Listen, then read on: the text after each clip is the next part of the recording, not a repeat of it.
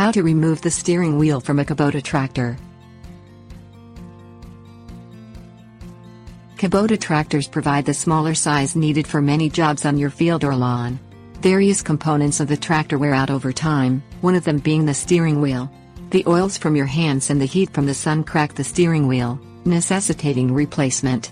The wheel is removed with a special tool designed specifically for that purpose. Things you'll need: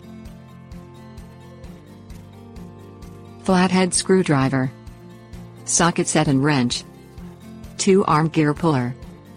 Sit in the seat of the Kubota tractor.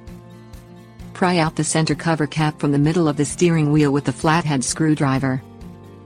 Fit the proper sized socket on the center nut of the steering wheel.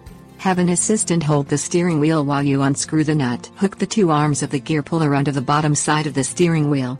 Position the center bolt of the puller on the steering wheel shaft. Tighten the center bolt of the puller with the proper sized socket. The downward pressure pops the steering wheel off the steering column shaft. Pull off of the steering wheel.